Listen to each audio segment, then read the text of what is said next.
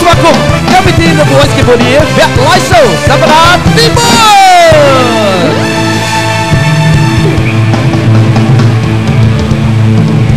កម្មវិធី The Voice Cambodia នាំមកជូនលោកអ្នកផ្ដាច់មុខដោយស្រាបៀរកម្ពុជាស្រាបៀរជាតិមោទនភាពជាតិសូមពិសាដោយការទទួលខុសត្រូវប្រិយមិត្តទស្សនិកជនបន្ទាប់ពីលោកអ្នកបានស្ដាប់នៅទឹកដមសំនៀងរបស់បេក្ខជនរបស់យើងទាំង3រូបការសម្ដែងនិងការវិការនៅក្នុងពេលនេះលោកអ្នកនឹងបានជ្រាបថាតើក្នុងចំណោមពួកគេទាំង3រូបនរណាដែលត្រូវជាប់ទៅវគ្គពាក់កណ្ដាលផ្ដាច់ព្រាត់នៅសប្តាហ៍ក្រោយដែលជាវគ្គ Live Show សប្តាហ៍ទី5ដោយស្វ័យប្រវត្តិពីការបោះឆ្នោតគាំទ្រច្រើនជាងគេពីទស្សនិកជន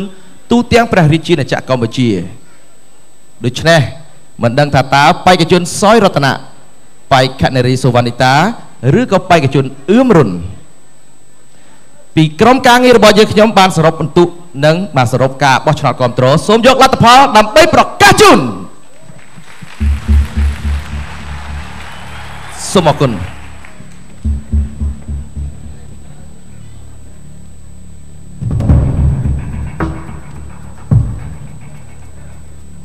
ប្រិយមិត្តទូរទស្សនិកជនអ្នកដែលត្រូវបន្តទៅវគ្គពាក់កណ្ដាលដាច់ព្រាត់នៅសប្តាហ៍ក្រោយពីការបោះឆ្នោតគាំទ្រច្រើនជាងគេពីទស្សនិកជនទូទាំងព្រះរាជាណាចក្រកម្ពុជាគឺ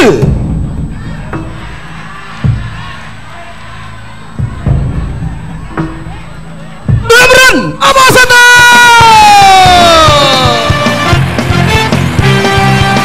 អបអរសាទរបេក្ខជនរួមរត់ត្រូវបន្តទៅ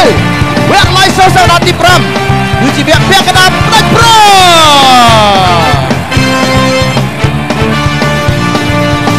រួមរត់ទីបេក្ខជនដែរមកពីខេត្តសៀមរាបទន្ទឹមជាមួយនឹងភាពជោគជ័យរបស់បេក្ខជនអឿមរុនឥឡូវនេះការសម្លឹងពីកសែភ្នែករបស់ Coach សុភាចាក៏ដូចជាការសម្រេចចិត្តដ៏ពិបាកមួយបានមកដល់ហើយ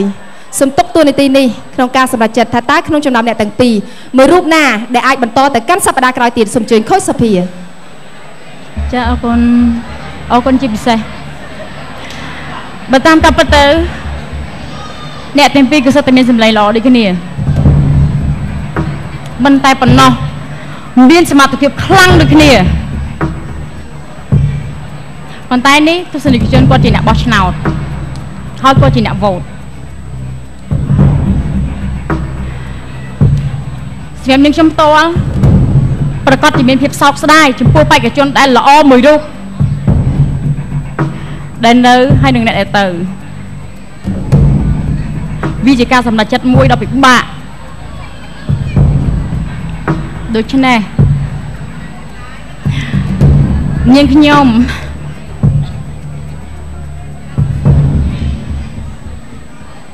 ពិបាកសម្រេចចិត្តខ្លាំង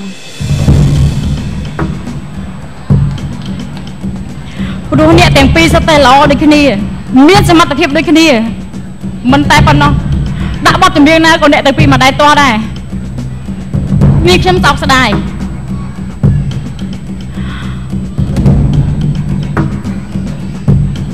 បេក្ខជនដែលខ្ញុំយកទៅបន្តនៅក្នុងវគ្គពាក់កណ្ដាលនៃ Live Show គឺ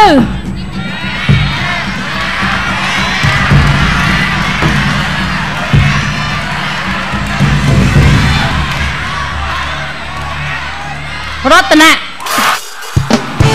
អបអរសាទរបេក្ខជនសរតនៈត្រូវបន្តទៅវគ្គ Live Show សប្តាហ៍ទី5ដែលជាវគ្គពាក់កណ្ដាលផ្ដាច់ព្រាត់សូមអបអរសាទរ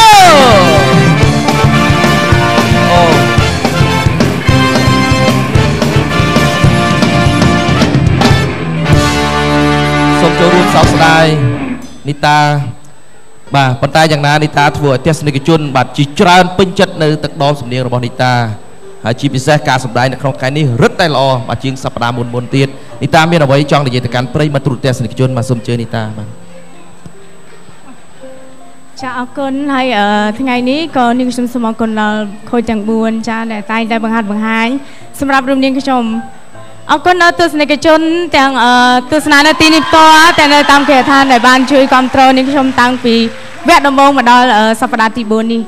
អូខេនាងខ្ញុំមានអារម្មណ៍ថារំភើបរីករាយមែនតើដែលបានមកកាន់ឆាក The Voice នេះគឺជាអ្វីដែលជាបទពិសោធន៍សម្រាប់នាងខ្ញុំអរគុណអ្វីដែលនាងខ្ញុំបង្ហាញនៅក្នុងថ្ងៃនេះគឺនាងខ្ញុំបង្ហាញអំពីសមត្ថភាពហើយប៉ុន្តែដោយសារតែនាងខ្ញុំមានតែសម្លេង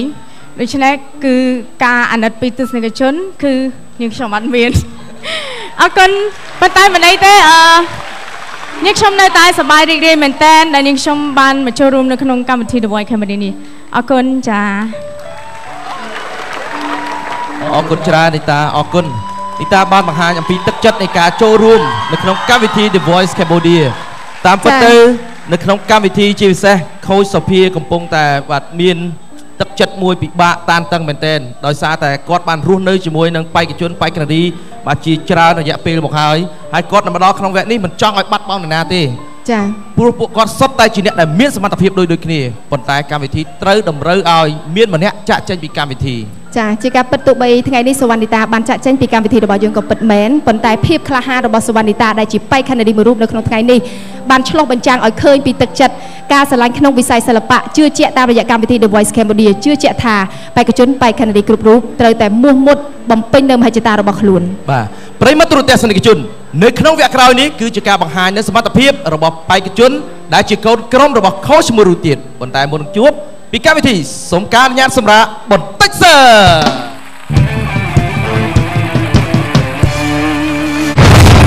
ន